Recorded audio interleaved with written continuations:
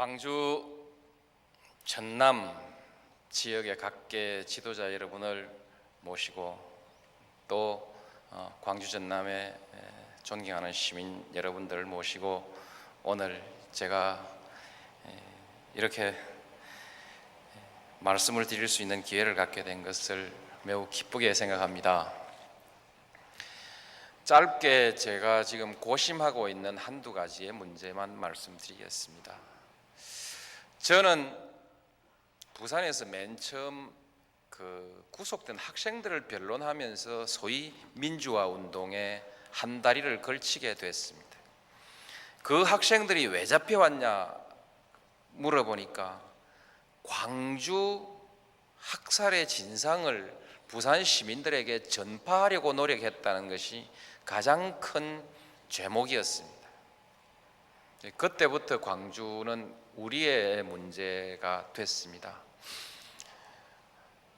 우리는 87년 6월 항쟁에 이르기까지 모이면 우리끼리 노래를 했는데 그때 그 노래 중에 제일 첫 번째가 임을 위한 행진곡이고 그 다음 5월의 노래, 그 다음에 출정가 이런 노래였고 그 외에 제목은 모르지만 부르라고 하면 제가 내리다리 열 몇 개씩을 바로 부를 수 있습니다. 그렇게 해서 87년 6월 항쟁에까지 이르렀습니다. 그 이후 이제 주제가 노동 문제로 이렇게 넘어가고 그 다음에 뭐 당이 갈라지면서 이제 정치적인 지역적 갈등의 문제로 넘어가고 했습니다만 여튼 우리가 부산에서 6월 항쟁을 할 때까지는 그 주제를 광주를 가지고 했습니다. 그리고 지금도 그 생각엔 사실 변함이 없습니다. 제가 90년 김영삼 대통령 그 당시 총재가 야당을 들고 여당으로 당을 합칠 때 굳이 남았던 것은 제가 가지고 있는 그런 특별한 경험이 크게 작용한 거 아니었는가 이렇게 생각합니다. 그 당시 3당 합당이라는 것은 호남을 제외한 전 지역이 연대하는 결과가 되기 때문에 이런 지역적 대결 구도를 만들고 그것이 또한 고립화의 구도를 만들고 해서는 앞으로 우리가 수습할 수 없는 문제를 안게 될 것이다. 그런 것도 하나 이유였습니다. 그렇게 해왔었는데 지금 생각해 보면 광주 5월 항쟁 그 당시에 핵심적인 정신이라고 할 수 있는 저희 자유와 정의와 민주주의는 제도적으로 조금씩 발전해 가고 있는 것 같습니다. 그때 하나 함께 표현되지 않고 여러분들의 가슴 속에 잠겨 있었던 또 하나의 항쟁의 이유, 소외와 차별이었을 거라고 생각합니다. 그것은 한 지역으로만 중심으로 놓고 보면 소외와 차별이지만 국가적인 관점에서 볼 때는 이것은 분열과 대립입니다. 분열된 정치 구조를 가지고 서로 불신하고 증오를 부추기고 그렇게 해서 정치적 이득을 얻고 하는 이와 같은 대단히 소모적이고도 파괴적인 그런 정치 구조의 문제가 지금도 살아 있습니다. 저는 그래서 정의와 민주주의의 문제는 지속적으로 발전시켜 나가되 참여정부 한 기간 동안에 반드시 성취하고 싶은 것이 있다면 이 대립과 갈등의 구조를 꼭 좀 극복하고 싶은 것입니다. 그리고 제 그런 목표에 대해서 광주 전남의 많은 시민들이 어느 정도 이해하고 또 신뢰했기 때문에 2002년 3월 16일 이 광주에서 제가 가장 높은 저희 당내 경선에서 1위를 하게 해 주신 것 아닌가 이렇게 생각합니다. 저는 그때 여러분들의 마음을 지금도 잊지 못하고 있고 앞으로도 잊지 않을 것입니다. 그것은 여러분들이 제게 부여해 준 커다란 한 시대의 책임과 사명으로 그렇게 저는 받아들이고 있습니다. 그래서 분열과 차별과 소외, 그 대립과 갈등, 불신과 증오, 이런 것들로부터 우리가 해방되는 일, 그것을 뛰어넘어서 국민을 하나로 통합하는 일, 이것이 제게 주어진 큰 책무로 생각하고 그렇게 하고 있습니다. 그 다음에 이제 지금 많은 그 의문들이 제기되고 있습니다만, 제가 지금 하나 느끼는 난감함은, 사실 김영삼 대통령 시절에 해결하지 못한 것을 해결해 보고 싶다. 김대중 대통령께서 그렇게 극복하고자 했으나 해결하지 못한 것을 한번 해결해 보고 싶다는 생각을 가지고 있는데, 저도 이제 그 정부를 인수하고 출발해 보니까 김영삼 정부 처음에 나타나던 것과 같은 현상의 일부가 나타나고 있고, 김대중 정부 초반에 나타났던 현상의 일부가 역시 나타나고 있다는데 대단히 당혹해하고 있습니다. 김영삼 대통령이 여러 가지 일을 했지만 그 중에서 한 가지 우리 아주 그 기억에 떠오르는 것은 소위 박철원 씨를 본인이 했던 검찰이 했던 어쨌든 이 감옥으로 보내는 그런 그 조치가 있었습니다. 그 이후 대구 경북의 민심이 완전히 김영삼 대통령을 등을 돌리고 그분의 임기 5년 내내 무슨 일을 하더라도 결코 용납하지 않는 그런 그 방향으로 가버렸습니다. 그로 인해서 김영삼 대통령의 정치적 입지가 대단히 어려워지고 그 이후 국정 운영이 굉장히 힘들어졌습니다. 아울러서 되게 비슷한 시기에 자기 고향인 부산에서 영도다리 밑에 손가락이 떠돌아다닌다는 그 얘기들이 아주 재미있게 회자됐는데, 그것도 아마 김영삼 정부의 치명적인 부담이 됐을 것입니다. 김대중 대통령 정부 내내 영남 사람들은 마음을 열지 않았습니다. 무슨 일을 하더라도 결코 수용하지 않았습니다.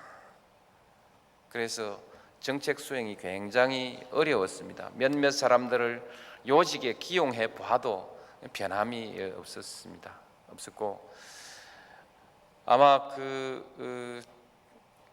국민의 정부 막 들어서고 난 다음에 바로 부산에서 그 보궐선거가 있었습니다.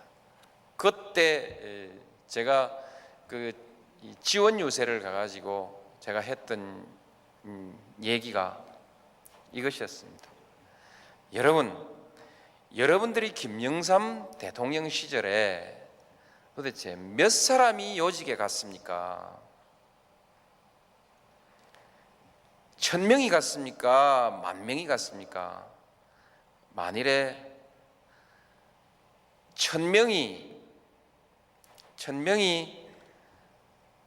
그 김영삼 대통령 덕분에 요직에 가서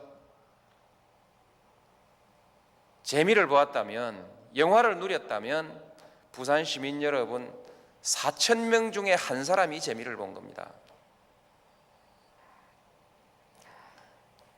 그 다음에 10,000명이 재미를 봤다면 400명 중에 한 사람이 재미를 본 겁니다. 이 자리에 서 계신 분들 중에 재미 본 사람이 있으면 손 들어 보십시오. 그런데 지금 여러분들은 김대중 대통령 들어서자마자 호남이 다 해먹는다고 하니, 호남이 해먹으면 얼마나 해먹겠습니까? 도대체 몇 사람이 덕을 보고 몇 사람이 손해를 본다는 겁니까? 그렇게 질문하고, 그 다음에 여러분 누가 부산 사람입니까? 30년 전에 중학교를 부산에서 졸업하고 지금 서울 가서 부산이 뭘 하는지 아무 관심이 없는 사람도 부산 사람이고, 자기 아버지가 부산 사람이어서 본적에 그냥 부산으로 본적이 돼 있으면 신문엔 부산 사람으로 나오는데 그게 그렇게 소중합니까? 제가 그렇게 그 질문을 했는데 내내 결국 그 부산 사람들의 상실감이라고 하는 그런 정서를 극복하지 못했습니다. 편중 인사라고 하는 것을 극복하지 못했습니다. 저는 최선을 다하려고 합니다. 정말 누구의 오해도 생기지 않게 다시 이런 것으로 해서 실패하고 싶지 않다는 간절한 소망을 가지고 있습니다. 여러분, 앞으로 저도 정말 최선을 다할 생각입니다만 지금 이 시점에서 느끼는 불안감이 그러한 것입니다. 그 다음에 두 번째로는 이 신정부 증후군이라는 게 있는 것 같습니다. 정권이 바뀌면 전 정부에서 일하던 사람들을 막 조사를 해가지고 잡아넣는 그런 것이 한 번 있고, 청와대가 나서서 소위 사정이라고 해서 공직자들의 기강을 잡느라고 무슨 골프 얘기가 나오고 또 뭐가 나오고 이렇게 하는데, 제가 이번 미국에서 돌아오니까 우리 정부에 지금 그것이 크게 화제가 되고 있습니다. 그 현상이 일어나고 있습니다. 신정권 초기 증후군인 것 같습니다. 그러니까 정치인들이 조사를 받고, 근데 사실 저는 그걸 바라지 않았습니다. 그 다음에 청와대에서 공직자 윤리 무슨 그거 강령인이 만들어 가지고 공무원들한테 천편일률적으로 뭐 하라고 그거 하려고 생각이 사실은 없었습니다. 오히려 제가 생각했던 것은 공직자들의 윤리에 관한 문제는 기준이 있긴 있어야 하니까 부처별로 자기들이 토론해서 지킬 수 있는 규칙들을 만들어내고 스스로 자기들이 만든 규칙을 스스로 지켜나가게 그렇게 하자. 자율적으로 만들어진 규칙이라야 스스로 승복하고 성공을 거둘 수 있는 것이기 때문에 그렇게 하자. 이렇게 했는데 부패방지위원회에서 윤리 규정을 만들어 가지고 각 부처에다 권고하고 했습니다. 권고를 받아서 만드는 과정에서 부처 내부의 토론이 얼마나 있었는지는 모르지만 아마 별로 없었던 것 같습니다. 그러면서 오히려 놀랍게도 제가 당황하고 있다는 거죠. 저는 그렇게 갑작스럽게 모든 것을 바꾸려고 생각지 않습니다. 내부에서 스스로 자발적인 동력이 생기고 거기에서부터 좀 투명한 공직사회, 투명한 정치 이런 것들이 좀 생겼으면 좋겠다고 생각하는데 하여튼 이 문제가 부닥쳐 있습니다. 이것도 과거에 성공하지 못했던 정책이 어떤 이유로든 되풀이되고 있어서 하나 또 불안을 느끼고 있습니다. 마지막에 노무현이가 많이 변한 것 같다. 그렇습니다. 저는 끊임없이 변화해 왔습니다. 예를 들면 제야에서 민주화 투쟁을 할 때는 오로지 문제를 제기하고 비판적 관점에서 두려워하지 않고 맞서 싸웠습니다. 국회의원이 되고도 초선 의원 때는 역시 비슷한 의정 활동을 했습니다. 당의 중진이 되고 나서부터는 대안을 생각하고 어떻든 대안을 만들어서 새로운 시대에 대비하려고 생각했습니다. 대통령이 되고 나서 보니까 이건 중진으로서 대안을 한번 생각해 본다는 것이 아니라 시시각각 선택을 해야 되는 자리가 대통령의 자리라서 역시 제 스스로 좀 달라졌을 거라고 생각을 합니다. 이번 미국에서 비행기를 타고 돌아오면서 또 옛날 생각을 해봤습니다. 중학교 때 저희 그 카운셀러 선생님이었던 그 조광재 선생님께서 어느 날 우리 그 수업에 들어오셔가지고 지오르다노 브루노라는 사람이 중세 교회의 시대에 당연히 종교적 교리는 천동설임에도 불구하고 지동설을 주장했다가 잡혀가서 화형을 당해 죽었습니다. 그때 천동설을 포기하라라고 했는데 그걸 끝내 포기하지 않고 죽었다는 겁니다. 화형을 당했다는 것입니다.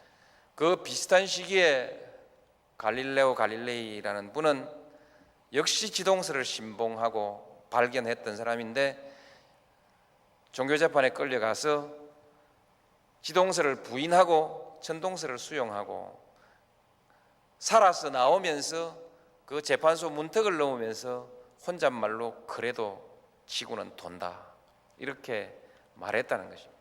이 두 사람의 삶을 비교해보라고 얘기했는데 도저히 우리 그때는 그것이 무슨 말인지를 알아들을 능력이 없었습니다.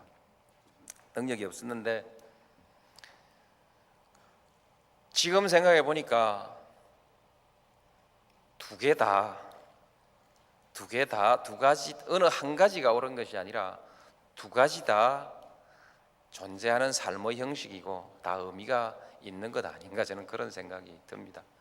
어쨌든 제가 정치를 하고 대통령이 되기 전까지는 브루노 쪽을 좀 더 존중하는 쪽이었습니다. 선호하는 쪽이었습니다. 최명길과 김상헌 그것도 역사에서 끊임없이 반복되는 논쟁일 수 있겠죠. 단재 신채호 선생님께서 엎드려서 세수를 하지 않으셨다는 거죠. 그러면서도 또 우리에게 또 하나는 한신 장군은 어릴 때 동네에 불황한 아이들한테 고개를 숙이고 가랭이 밑을 기었던 일이 있었다는 얘기를 잘 곧잘 하지요. 이 두 개는 모순된 것이면서도 또한 다 우리 삶의 본보기로 그렇게 덜 먹여지고 있습니다만 여튼 이런 문제들이 제게도 많은 어려움을 주는 것 같습니다. 그러나 제가 여러분들께 드리고 싶은 말씀은 선의를 결코 포기하지 않겠습니다. 항상 제가 약속했던 대로 선의를 가지고 최선을 다하겠습니다. 여러분들께서 저를 대통령으로 만들어 주셨습니다. 이제 제가 취임한 지 80일 남짓 됐습니다. 아직 제겐 시간이 많이 남아 있습니다. 기왕에 실패해도 좋다는 생각으로 마지막 순간까지 버티었던 제 의지를 결코 쉽게 버리진 않겠습니다. 여러분들이 대개 아실 것입니다. 대통령 선거 직전에 정몽준 후보와 제 사이에서 있었던 그 팽팽한 갈등, 결국 저를 지지하고 저에게 기대를 거는 많은 사람들 때문에 결코 질 수 없는 선거였지만, 그러나 이기더라도 여기저기 발목이 잡혀서 제 할 일을 할 수 없는 대통령은 끝내 나를 지지한 사람을 결정적으로 아마 완전하게 실망시킬 수 있을 것이라는 생각 때문에 실망시키려면 일찌감치 실망시키는 게 낫다. 그래서 실패한 후보가 실패한 대통령보다는 훨씬 낫다는 생각을 그대로 관철하고 여기까지 왔습니다. 호락호락 제가 그동안에 추구해왔던 가치를 포기하지 않겠습니다. 그리고 여러분들과 함께 했던 지난 90년 이후의 전 정치적 역정에서 제가 마음속에 담아두었던 화해와 통합, 이 목표는 결코 제가 포기하지 않을 것이고 결코 제가 실패하지 않을 것입니다. 최선을 다하겠습니다. 감사합니다.